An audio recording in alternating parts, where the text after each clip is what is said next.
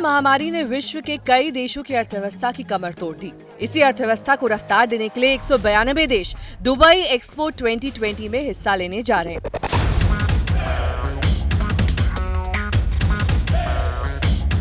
इस एक्सपो के द्वारा भी दोनों यूएई और भारत के बीच में फ्री ट्रेड एग्रीमेंट या एक स्पेशल एग्रीमेंट की बात चल रही है और हमें ये उम्मीद है कि इस एक्सपो के ख़त्म होने से पहले ही कंक्लूड हो जाएगी।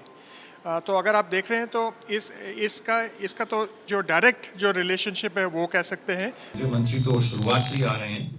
पहले अक्टूबर को हमारे वाणिज्य मंत्री श्री पीयूष गोयल आ रहे हैं, वो इनॉग्रेट करेंगे यहाँ के पवेलियन को।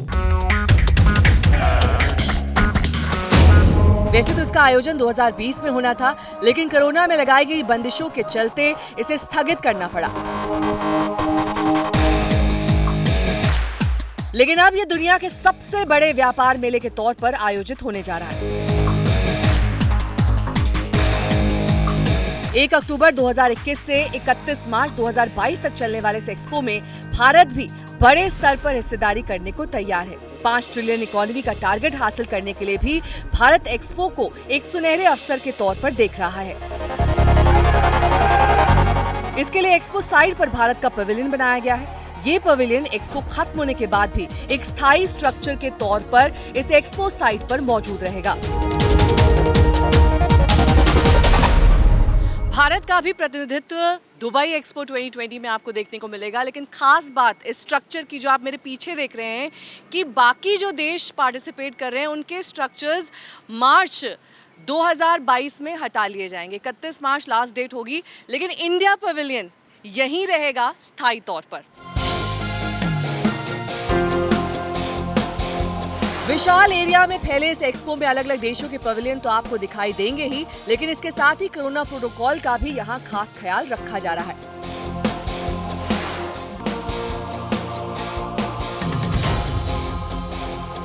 इंडिया पवेलियन दरअसल ये चाहता है कि एक ग्लोबल प्लेटफॉर्म पे यानी एक्सपो 2020 में वो दुनिया को ये दिखा सके कि भारत कितना अनोखा देश है, किस तरीके से भारत अपने आप में कई ऐसी खूबियां लेकर आता है जिसने विश्व को कई चीजें दी हैं और योगा उनमें से एक है। भारत के पवेलियन में देश के कई राज्य शामिल होंगे। ये सभी राज्य अपनी योजनाओं के साथ ही बेहद सरल किए गए कारोबार के तौर तरीकों के बारे में निवेशकों को जानकारी देंगे। शुरुआत पीएम के गृह राज्य गुजरात से होगी, जो 2 हफ्ते तक पवेलियन में अपनी कला, संस्कृति और संगीतमय कार्यक्रमों के साथ गुजरात का आईना बनेगा।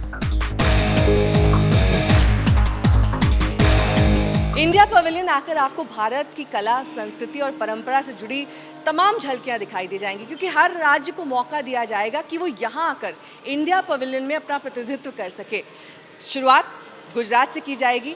गुजरात प्रधानमंत्री का स्टेट है और वहाँ से जुड़ी तमाम तरीके की झलकियाँ यहाँ पर रखी जाएंगी, ताकि हर राज्य में ये सुनिश्चित किया जा सके कि एक ग्लोबल लेवल पर यानी कि दुबई एक्सपो 2020 में भी उनके राज्य की हर एक बात, हर एक महत्वता विश्व भर में प्रख्यात हो।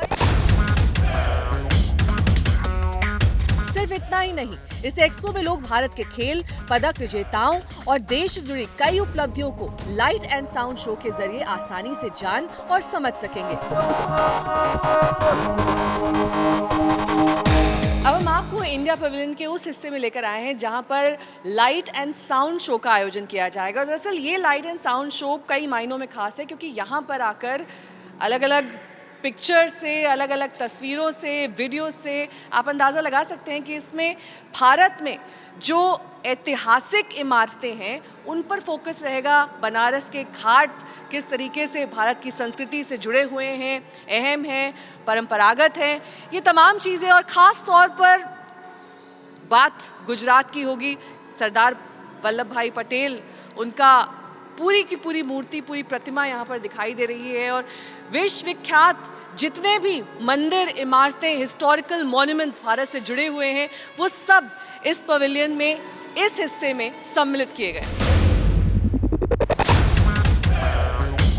तो चले आइए दुबई। अगर आप विश्व के सबसे बड़े एक्सपो का हिस्सा बनना चाहते हैं और जानना चाहते हैं कि कौन सी वो खासियतें हैं जो इस एक्सपो में दुनिया भर से लोगों को यहाँ खींच लाती हैं।